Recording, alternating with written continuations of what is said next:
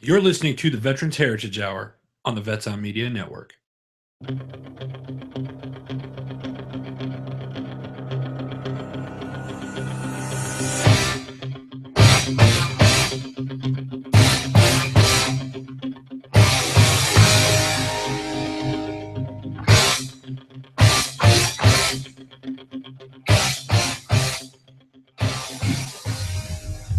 Good morning, Arizona, and welcome to our listeners from around the globe. My name is Joe Brett. And I'm David Lucier. And this is the Veterans Heritage Hour, and we have a great show for you today. We have actually a walking, talking piece of American history here with us today, Clovis Jones.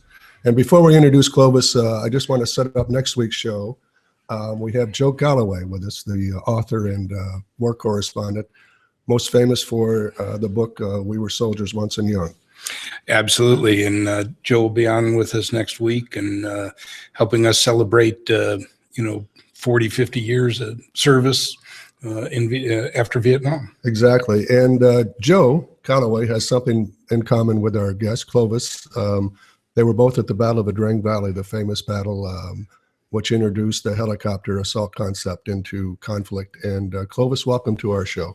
Well, thank you very much. It's my honor to be here. Well, it's our honor having you. We've been trying to get you here for a month or so now, and the schedule finally worked out. We have with us here by Clovis a book, Since You Asked, and Clovis was just honored with other veterans at our annual book signing event for the Veterans Heritage Project. Students interview veterans, copy edit the stories go into books, and the books go to the Library of Congress, and they go to a veteran, and this is Clovis's book, and I have one that he autographed for us as well. So Clovis, you started off in Georgia. Yes. And how did you get in the Army? You were involved in the Civil Rights Movement in high school as well. Yes. My hometown is Dawson, Georgia, about 23 miles northwest of Albany. And while I was in high school, there was the Albany movement with Dr. King speaking and students protesting, mainly for Black Americans just to have the rights everybody else had. Sure. What year was this, Clovis? That was, I graduated in 63, so 62, 63. Very early on in that movement. Yes. And that was before Selma. Yeah. Of course, you had recently the movie Selma come out, but sure. The Albany movement was prior to Selma. And I would go down every night I could and listen to Dr. King speak. It was, sometimes I got a ride down. And sometimes I would catch the bus back. Uh-huh. But that was a curfew at that time. So it's like I would get to the bus station, and if no police were around, I would just, I would find my way back home, walking through neighborhoods where you didn't have a lot of dogs to bark. So, so anyway, but as a young Black person growing up in that part of the world, that was strict segregation and really kind of a reign of terror at that time. And that was in our lifetime. And that wasn't kind of a reign of terror. That was a reign of terror. Yeah, it was. In fact, yes, it was. Because you had, in my hometown, you had people shot, you had people killed, you had people who were hung, and nothing was ever done about it. And yet you still wanted to join the military and fight for the country. Well, yes. Thing is, I saw myself as a citizen of the country, as an American. And I had cousins who had been in World War II. And, when you're in a place where there's really oppression, and you hear these stories about people going to foreign lands and experiences they had and how things were different, how life was different, how Black people are treated in different parts of the world. So, well, hey, there's a better world than I'm living in. You had to go to war to find it. You had to go to war to get freedom. Well, in a way, yes. Isn't that something? Because you look at the situation there at the time in my hometown. It was called Terrible Terrell County because of the way the Black people were treated. That was the nickname for my home county. I knew that there were more opportunities elsewhere because we had teachers who wound up with their PhDs because they couldn't go to a Southern school, but the state would pay for their education to go to a Northern school. and they needed to get certain credits in order to maintain their teaching credentials. So you had these educators going away during the summer to go study in northern universities and getting their master's and PhDs. So you had a great education. Yeah, I had a great education. But then too, having a sense of fairness, you know, when people are treated right and when they're treated wrong. And I just didn't like that. And you protested in high school too. Oh yeah, protested in high school. The student population of my county was right at about 67% Black student population. And I found out how the money was allocated for the maintenance and operation of the schools. I wrote a letter to the superintendent of schools demanding, not asking, demanding an accounting of the money for the maintenance and operation of schools, because we had secondhand books.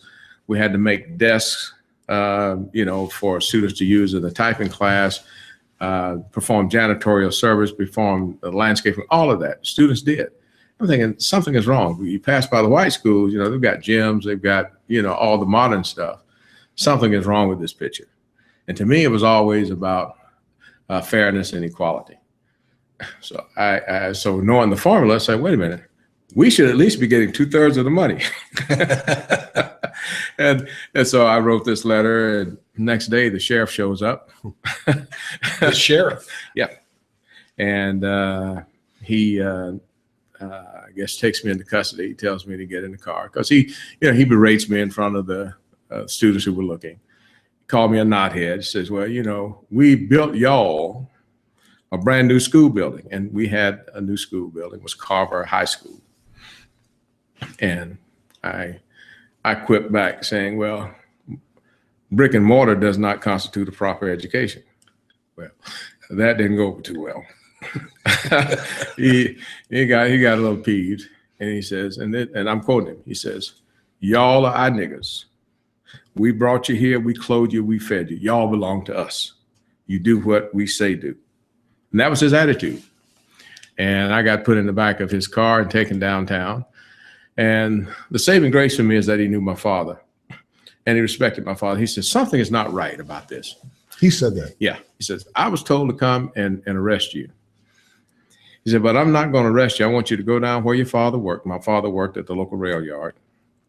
He said, because I know your father raised you right. He says, something about this just isn't right. He says, you tell your father, he said, you tell your daddy what happened. And after that, you go home and you go to school tomorrow. So I have instructions to arrest you, but something just isn't right about this, because I know your father and I know he wouldn't allow you to, wouldn't raise you to go out and do something that if you didn't have a real good reason for doing it. So I went home, went to school the next day, and I was put out of all the organizations of the school, was not allowed to talk to more than one student at a time. If there were 3 of us in conversation, I would be expelled. So that's how I spent my senior year. This sounds like something from one of the countries where we now have troops. Well, you know, doesn't that sound pretty outrageous when you think about it? When we hear it now, it's not outrageous to you, but when you think about it, that it happened in our country, it's pretty. Well, the thing is, a lot of people justify how they mistreat other people, and they'll go to a lot of lengths to do that. And I've seen it here, I've seen it elsewhere. Sure. And yet, through all this process, your high school experience and that, you still decided that you were going to join the service and serve the country. Well, yes, I'd wanted to be a pilot since I was 4 years old. Okay. And in the book, I think it's called Divine. A Divine Moment. Divine Moment. And that was one of those divine moments. Mm-hmm. And the first, and the student who interviewed me came up with that phrase to capture my story. I was raised Baptist. And as a preschooler, we'd go to the preschool Sunday school class, and we'd be given these Sunday school cards, which had part of a Bible phrase on it or a Bible verse on it. And this particular Sunday, you had Christ standing on the hillside with sheep at his feet. He had a staff, and the part of the verse that we were supposed to remember is, "The Lord is my shepherd." So all these sheep at his feet, and he's standing there with the staff and all of that. So we preschoolers get up and on cue, we all say in unison, "The Lord is my shepherd." So that was our little speech that we were supposed to make before the Sunday school body and go take our seats. Thursday of that week, I'm out playing with my playmates in a little sandy area near my house. I look up at the clouds, and what I saw were images similar to the back of the sheet. Now, when I went to flight school and going to meteorology, I understood that those were alto cumulus clouds. Like, for some reason, I got downloaded in my head the word pilot. And I said, I'm going to be a pilot. It's just one of those things that I knew. I instantly knew that, looked up at the sky, saw those clouds, the back of the sheet, and I'm going to be a pilot. Divine moment. Divine moment. And from that point on, at 4 years old, I knew that I was going to be a pilot. So your senior year in high school, you're in problems, you're having a difficult time in the community, you're a protester, you're part of the civil rights movement, you're inspired by Martin Luther King, and you go to where the enlistment office? Well, yes, I did. Well, of course, at that time, the recruiters would come to the high school. Okay. I had scored high on all the tests. In fact, had Navy recruiter trying to recruit me to go into the submarine corps to go become, I guess, a nuclear power operator, go to school somewhere in New England. But I wanted to be a pilot. That was it. So I passed all of the exams, both the aviation aptitude test, flight physical. And I'm thinking I'm going to flight school. My recruiter put down Airborne Infantry. So I'm a young kid. I'm thinking, okay, I'm going to flight school because that had been the discussion. Sure. That had been the path. But early lesson and a valuable lesson, read the contract. No matter what people tell you, read the contract before you sign it. So here I go, and I'm in the infantry and telling people, well, I'm going to be a pilot. So I look like an idiot. I'm going to be a pilot. I'm going to flight school. Well, no, you're in the infantry. Yeah. You're carrying the ignorant stick. That's what we call the rifle, the M1 at the time. It's like, oh. So I kept applying and applying and applying. Eventually I did go, but that was why I went into the military, because that was the only way that I knew that I could get to fly. Because the Army was the only service that you did not have to have either an associate's degree or a baccalaureate in order to go to flight school. I'm saying, yes, I can do this. And that's what I really want to do. Sure. And I turned down a scholarship to Morehouse College in pre-med to join the Army to go to flight school, because that's just what I knew I needed to do. And so you wound up jumping out of those perfectly good airplanes instead of flying them, right, initially? That's right. Airborne. That's right. All the way. All the way. The first airplane ride ever was in a C-123. I jumped out over the landing zone over in Alabama side of the Chattahoochee River. Yep. So that first flight, first jump.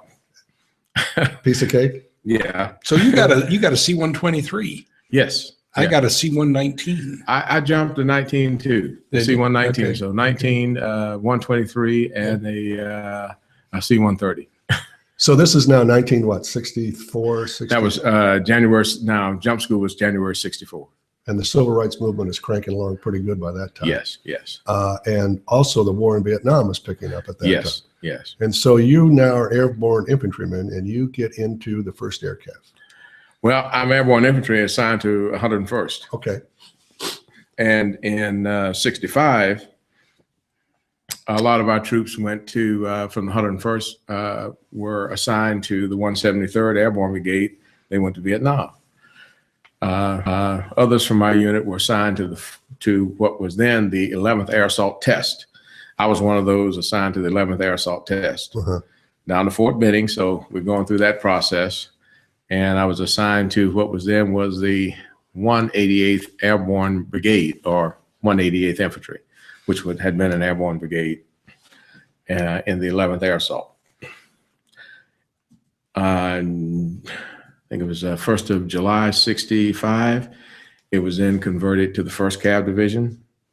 And everyone in the 1st Brigade was then an airborne soldier. If you weren't jump qualified, you had to become jump qualified. Sure. So, we did everything from not only jump out of helicopters, rappel out of them, ladder down them, all of that, rope off of them. And this was the beginning of the helicopter assault program, right? This was the first use of helicopters to assault troops, and that's what the test program was. Well, that's what the 11th Air Assault Test. But Sure. yeah, I had another one of those divine moments.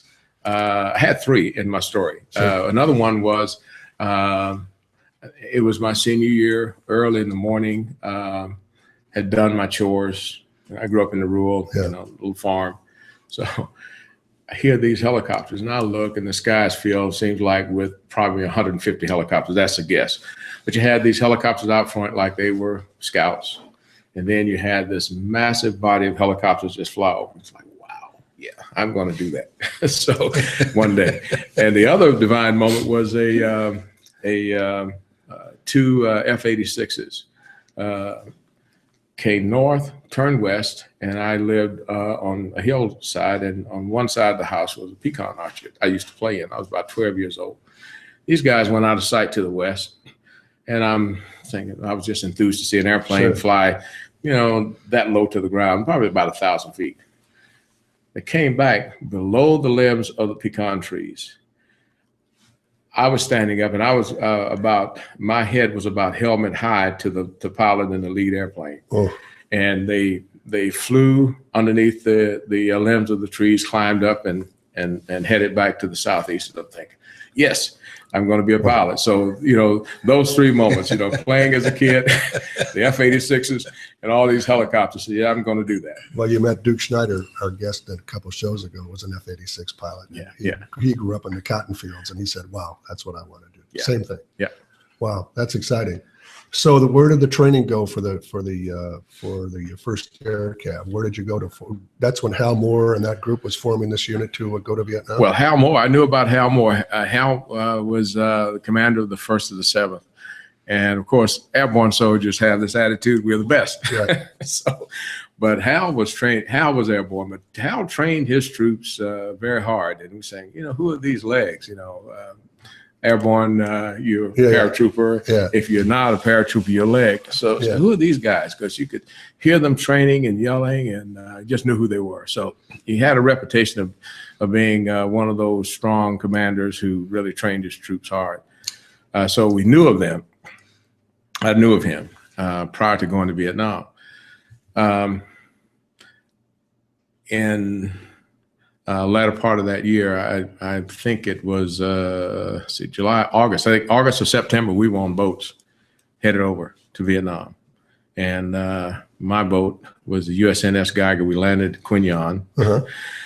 Beautiful little seaside resort. Yes. Disembarked, got on a CH-54 with a people pod flying crane. And so the headquarters element flew into the golf course, which is just pristine. You leave home, you go into the jungle, and then all of a sudden you have this beautifully manicured piece of rolling terrain, which is a heliport. Was it a golf course? Well, no, that's what we call it, because it was so well manicured. They call it the golf course, and it had rolling terrain and all of that. But they had the landing pads there, so we left there and marched over to our company area and got briefed, pitched tents, went out on a patrol, and it was, fast paced for the next few months. We're going to take a break here in a couple of minutes. We're getting close, Adam. 2 minutes. I just want to alert my wife always says, Joe, some of us don't know what the terminology is and what's the difference between a paratrooper and a leg. Well, paratroopers, you get to blouse your pants above your boots, right? Yes. And you get to wear the hat with a glider on it, and you're some guy if you can wear the jump wings, and silver wings on your chest. That's it. And then if you're not airborne qualified, you can't blouse your trousers above your boots. You have to wear them straight down your leg, and they become legs. So an infantry guy without jump wings is just a leg. And so these are important things if you're a macho guy out there jumping out of airplanes with silver wings as opposed to being a straight leg infantryman. That's interesting. Yes. Hey, we'll be right back with Clovis Jones, and he's going to take us from get into the Battle of the Drang Valley and other great stories. Stay tuned.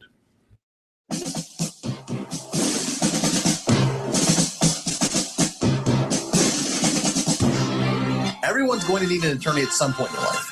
I'm no different. Hey everyone, it's James from Vets On.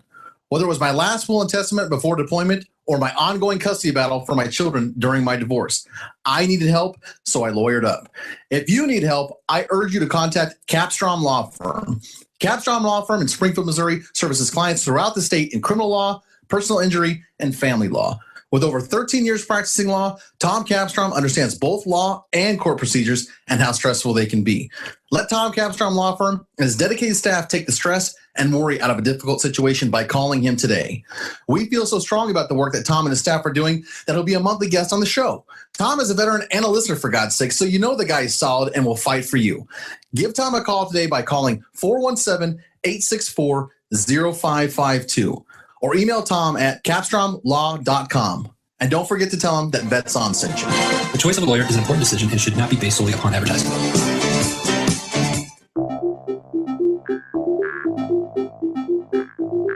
If you or someone you know is looking for a new job or career, you need to visit the pros. National Career Fairs at ncfairs.com. National Career Fairs hosts over 300 career fairs a year nationwide. The events are free and give you the perfect chance to meet some of the top employers in your area face to face. To find the nearest career fair to you, visit ncfairs.com. Again, that's ncfairs.com. What are you waiting for?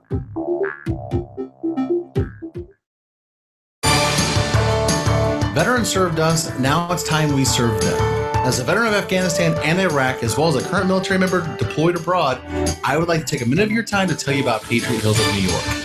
Patriot Hills of New York is a nonprofit organization providing support to veterans and their families. They partner veterans in need with over 65 health and wellness organizations, community groups, as well as philanthropic foundations providing no or low-cost services. They've helped over 400 veterans through confidential referral services, assistance with veterans issues, employment placement, as well as educational opportunities. If you need assistance or just want to help veterans by donating your time or services, contact them at info@patriothills.org. Again, that's info@patriothills.org. Visit patriothillsnewyork.com for more information about their services or how you can donate. Our veterans deserve no less. We can give it to them, and you can help.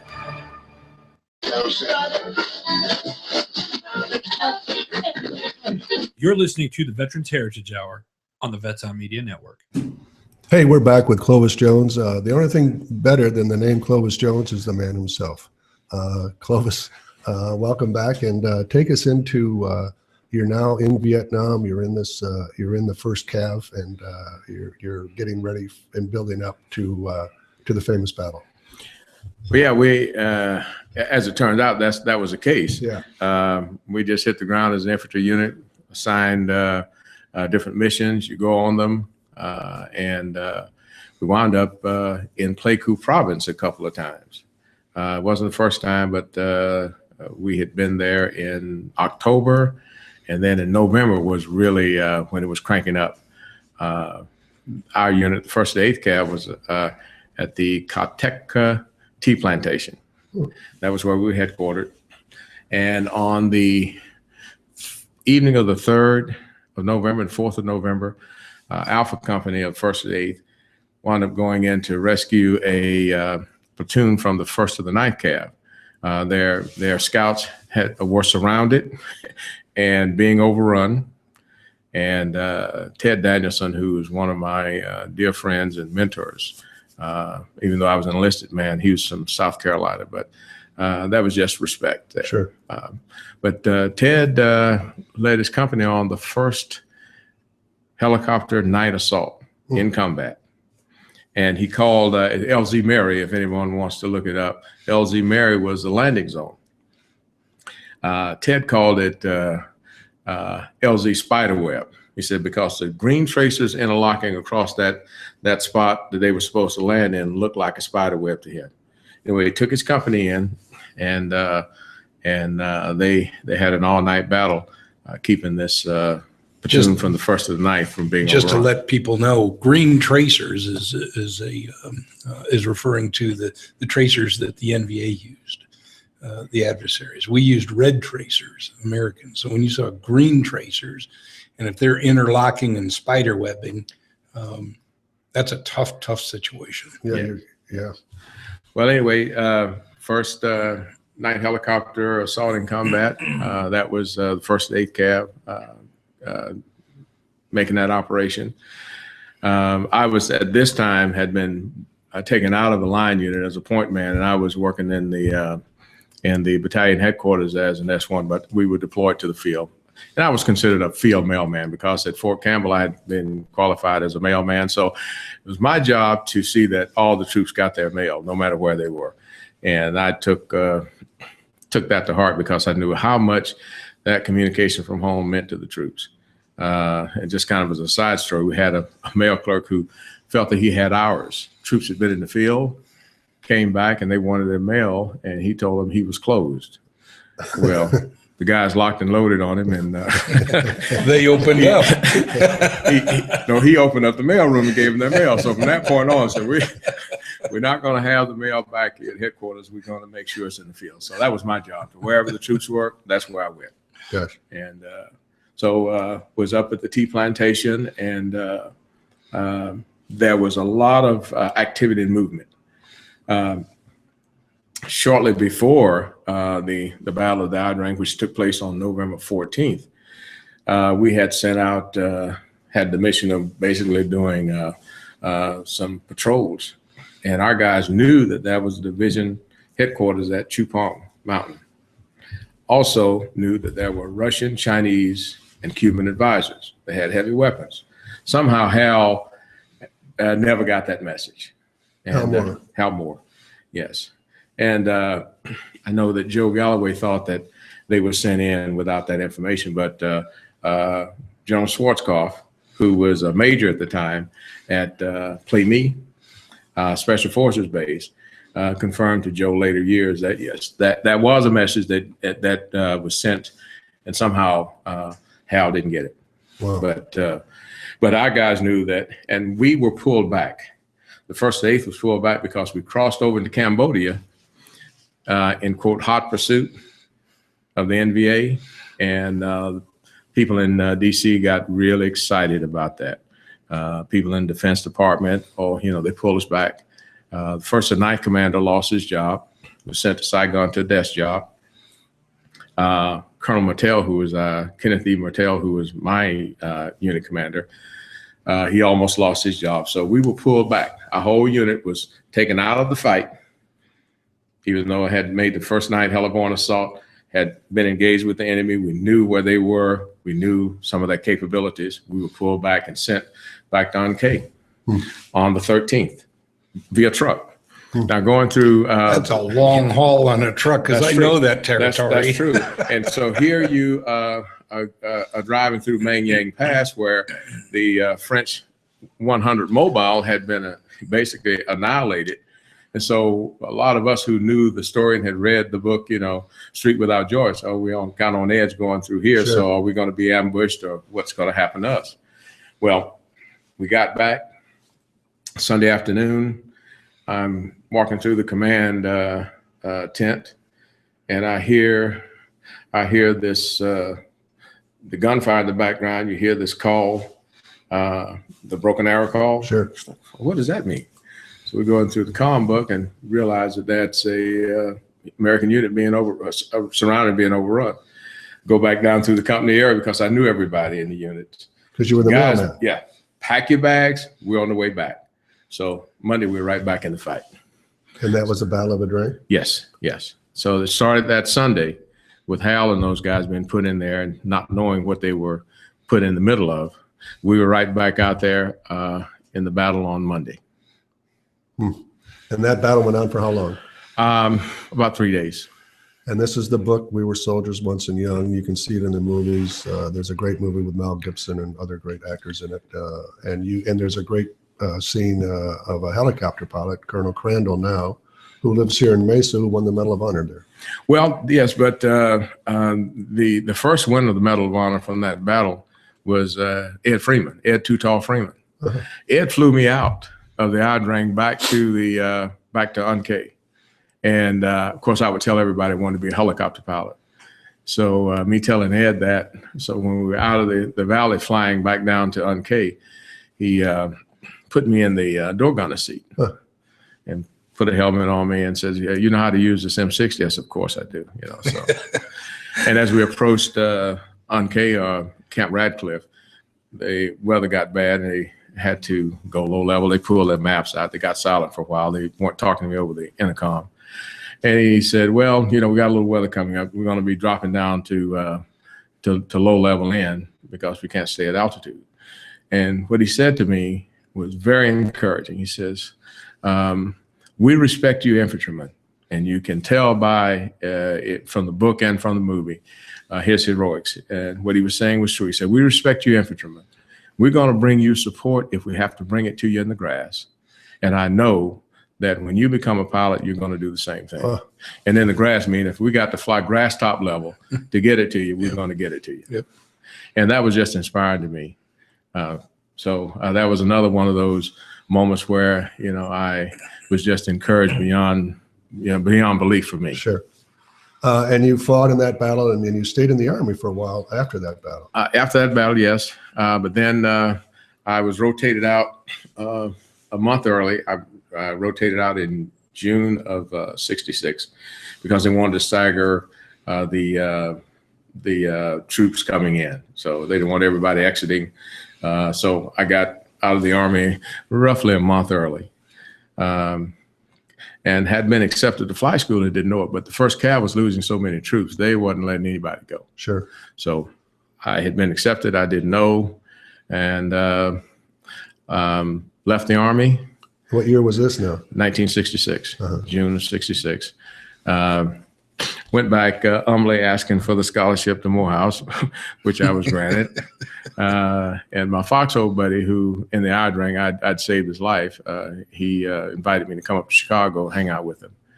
And I ran into Dr. King in Chicago, and me and some of my Vietnam buddies led the march in downtown Chicago when Dr. King led the march in Chicago. So what year was that? That was '66. Who else was it? 66. And that, most of us don't, and I didn't realize until I'm now seeing the movies, that the organizational structure for the civil rights movement was pretty in-depth and pretty well strung out and put together. It was some movement. It wasn't just, I was led to believe these things just kind of popped up by happenstance. And there was really a lot of planning and in-depth involvement by a lot of people and a lot of leaders too. Yes. Very well organized, very structured, very disciplined. And with strategies and tactics too, as well. Yes. You knew who you were dealing with. You knew the best way to counteract the assaults, because you know that you're not going to win a violent battle. And I just think about how courageous Dr. King and so many other leaders were. Ironically, it was the FBI who recognized and appreciated the level of organization and the depth and the breadth of that movement. Yeah, I say ironically because obviously they were opposed to it. Well, opposed to it, and then the attitude is that Black people just didn't have the capacity. We were less than. And the thing is, all of us have certain gifts, and no matter what level, I believe every person has genius. It's just a matter of what it is and how they choose to use it. Sure. We were reading about, Gandhi, and Gandhi was inspired by Henry David Thoreau, the great writer. He wrote his treatise on civil disobedience, and Gandhi read that. And Martin Luther King was inspired by that as well, as was Nelson Mandela. Yeah. On our show last week, we had a State Department official who helped the U.S. supported Nelson Mandela take over insert a democratic government in South Africa.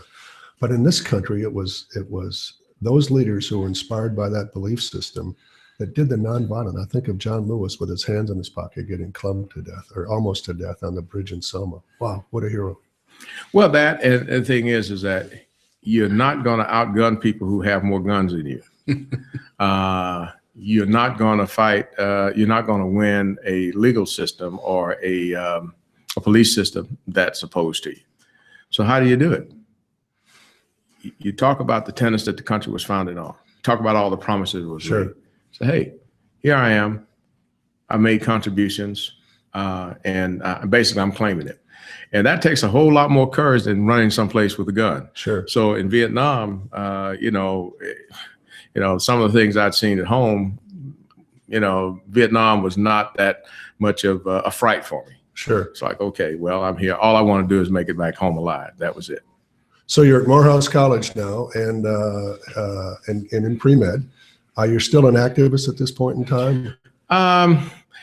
In a way. Yeah. Of course, school has to come first because, if you're going to pursue a career in medicine, you need to do well. So it was more involvement in talking than actual activity. And in fact, I was asked by one of the leaders, so why don't you come and join the movement? We need people like you. And it's like, well, I need to think about it. If I'm going to have a medical career, I really need to pursue that. I'm not sure how long this fight for civil rights is going to go on. It may go on forever. So it was a decision time for me. Sure. But the decision came with a phone call just before the Christmas break in '66. I walked in, and Mrs. Archer, who was the house mother for the freshman dorm, elegant lady, came in from class, and she informed me that I had a call and I needed to go across the hallway and call this number because the Department of Army was trying to reach me. And I called, and they asked me if I was still interested in flight school, and I said yes. And we laid out a strategy for me to get back in the Army and take a flight physical because mine had expired. And in February, after my first semester at Morehouse, I went back into the Army, and this time went to flight school. Isn't that something? Read the contract. Yes. Yes. Historically, at this time period when America was going through the civil rights movement, the Army was integrating. There was some equality in the Army, and there was some appreciation of everyone, and there was opportunities there in the military that might not have been there in civilian life for African Americans. And I know I benefited from that. That's when I met Roscoe Cartwright when I got to Vietnam. And, I was at Indiantown Gap, Pennsylvania, and a big stud of a guy from, his name was Joyner. He had jumped with a 173rd. Mm-hmm. He was an ROTC guy instructor at Howard. And so he was our TAC officers. And so I was being, integrated into this awareness of African Americans, Black Americans. I really hadn't a clue. And my year after that, my buddy Bob Lanier at St. Bonaventure kind of enlightened me onto what it meant to be a Black guy and a white guy in a white guy's world. And he educated me tremendously. So how much time we got there, Adam? 3 minutes. So you're in flight school, and where's that, Rutger? No, Fort Walters. Fort Walters, Texas. Ooh. So then you're a Black officer to be. Yeah, warrant officer candidate. Warrant officer candidate is, and on post you're treated one way, and off post maybe another way down there. Yes. And so within the military, it's one way, it's equality, and off base it's. Well, in some commands, sure, and with some people in the military, you were. Yeah. Others not. I know. Yeah. And in fact, I was threatened by some of my classmates. They wanted me to drop out of flight school. I'm thinking, I just got out in front of the formation one day.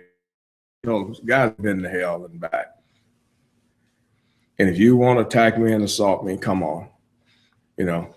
I don't think you'll be standing after the fight. Were there any combat vets among them that you're aware that you know of? There were a couple in my platoon. Mm-hmm. So we had companies, and the platoons trained together. Mm-hmm. So in my platoon, I think we had one other combat vet who was special forces, and they left him alone, but they decided to pick on me, I guess, because I for whatever reason. Sure. Yeah.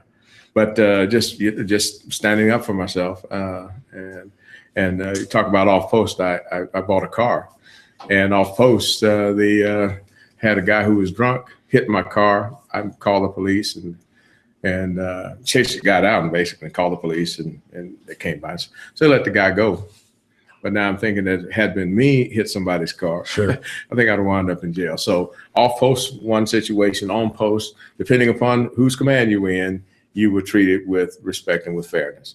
And I would like to say that in my airborne unit, that was just equality all the way. Sure. Based on your conduct and what you merit, that's what you got. And I just want to say that I really thank Command Sergeant Major Herbert P. McCullough, who was like a second father to me. And he ensured that I got treated right. Sure. I know when I got to the 108th Artillery Group, our commanding officer was Black Stallion 6, a black colonel. And he was a beauty, but his sergeant major was Sergeant Major Smothers.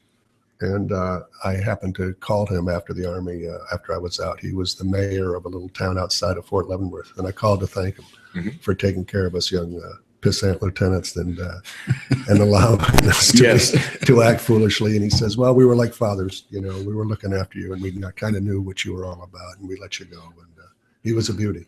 Yeah. Hey, we're going to take a short break. We'll be back in about 3 minutes with Clovis Jones. Thank you. Veterans served us. Now it's time we serve them. As a veteran of Afghanistan and Iraq, as well as a current military member deployed abroad, I would like to take a minute of your time to tell you about Patriot Hills of New York. Patriot Hills of New York is a nonprofit organization providing support to veterans and their families. They partner veterans in need with over 65 health and wellness organizations, community groups, as well as philanthropic foundations providing no or low-cost services. They've helped over 400 veterans through confidential referral services, assistance with veterans issues, employment placement, as well as educational opportunities.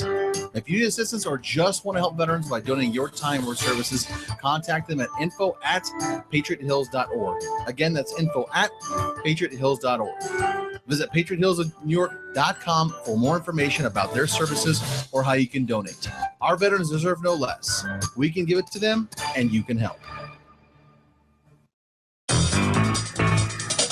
Everyone's going to need an attorney at some point in their life. I'm no different. Hey, everyone, it's James from Vets On. Whether it was my last will and testament before deployment or my ongoing custody battle for my children during my divorce, I needed help, so I lawyered up. If you need help, I urge you to contact Capstrom Law Firm. Capstrom Law Firm in Springfield, Missouri services clients throughout the state in criminal law, personal injury, and family law. With over 13 years practicing law, Tom Capstrom understands both law and court procedures and how stressful they can be. Let Tom Capstrom Law Firm and his dedicated staff take the stress and worry out of a difficult situation by calling him today. We feel so strong about the work that Tom and his staff are doing that he'll be a monthly guest on the show. Tom is a veteran and a listener, for God's sake, so you know the guy is solid and will fight for you. Give Tom a call today by calling 417-864-0552. Or email Tom at capstromlaw.com. And don't forget to tell him that Vets On sent you. The choice of a lawyer is an important decision and should not be based solely upon advertising.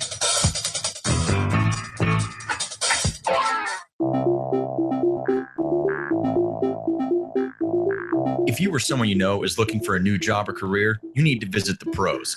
National Career Fairs at ncfairs.com.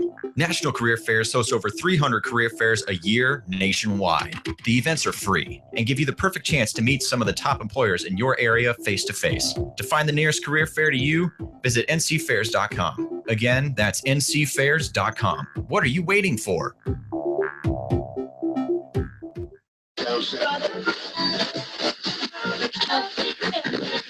You're listening to the Veterans Heritage Hour on the Vets On Media Network.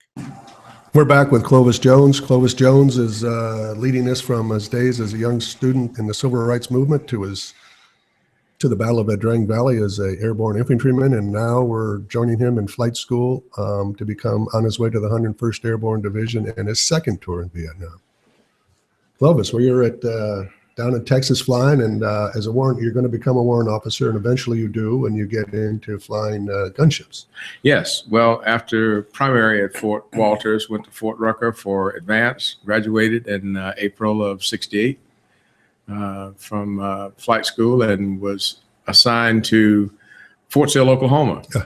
And didn't know why, but I thought, most of my classmates were headed directly to Vietnam.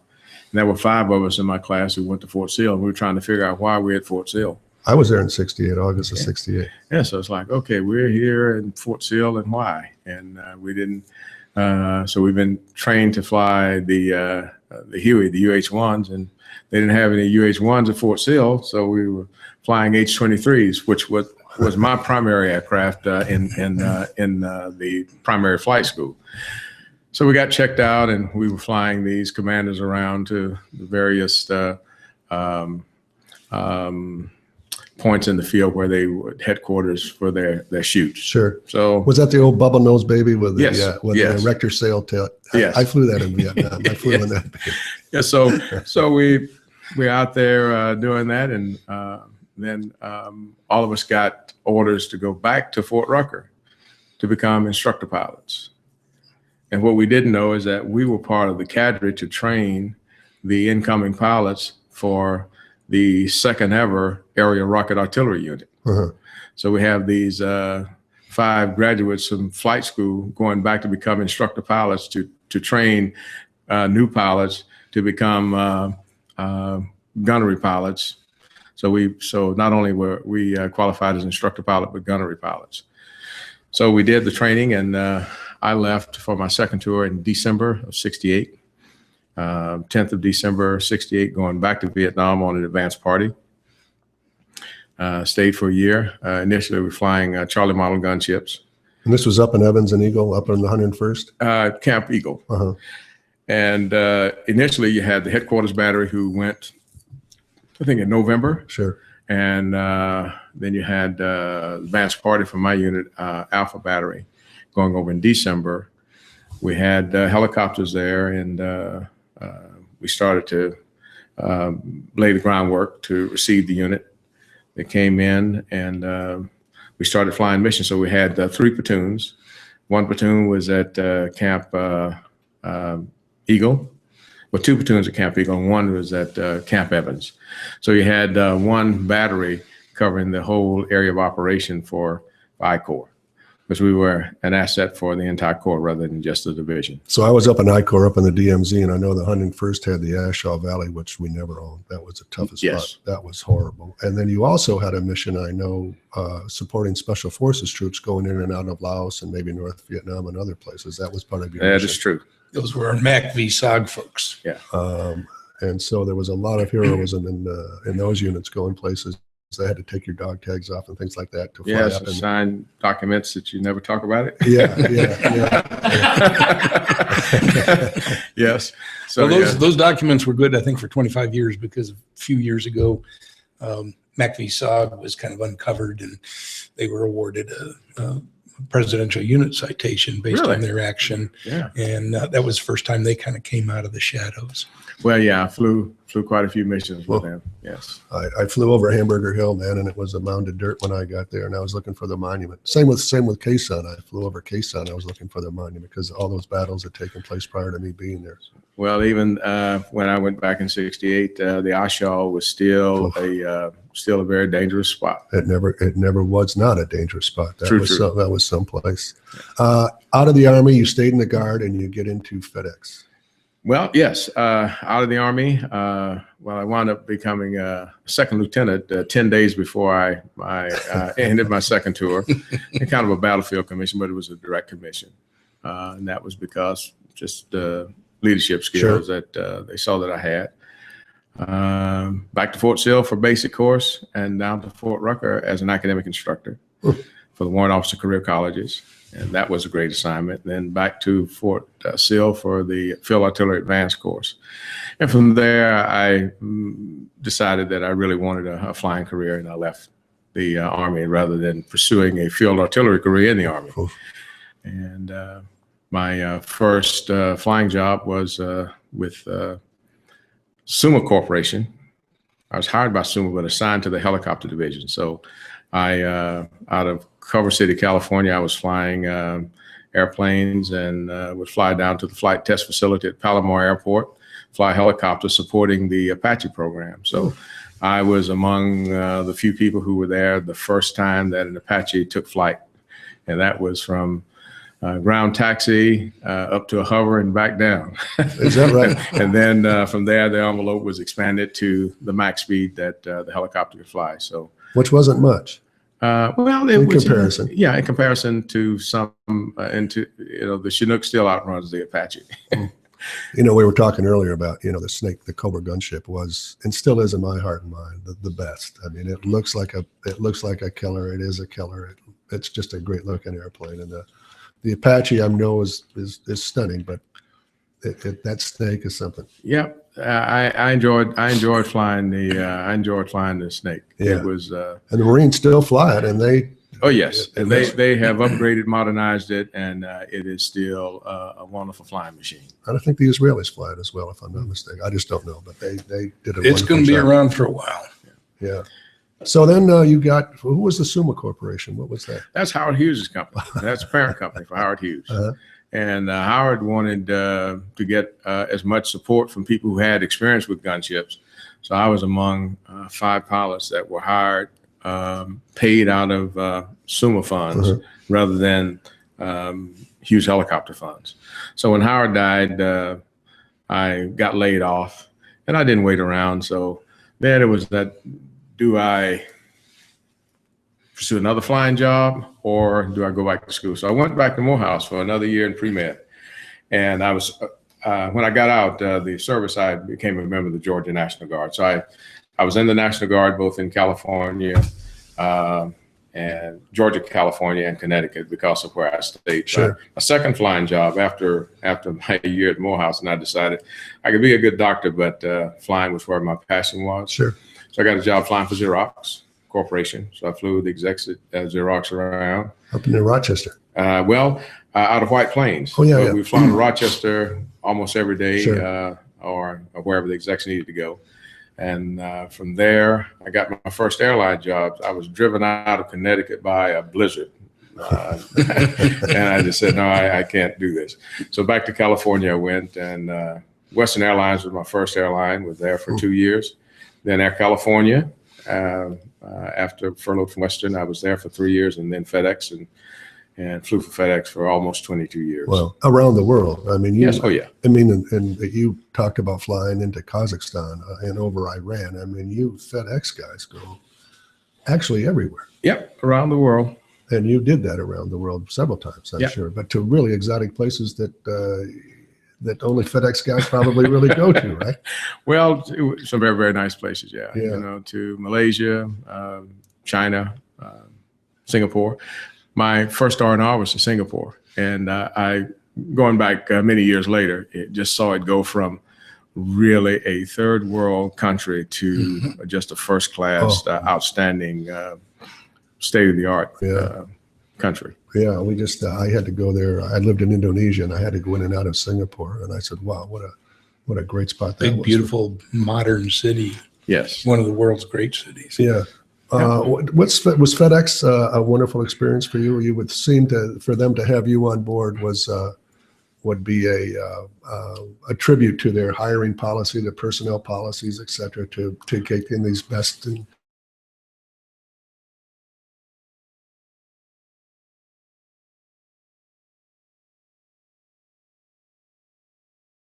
vets. Sure. And I just felt a part of something that was important and was world changing. So that's how I felt about FedEx, and still feel that way. Yeah. You know, Speaking of changing the world, you're involved now in helping to change the world, or at least some aspects of it.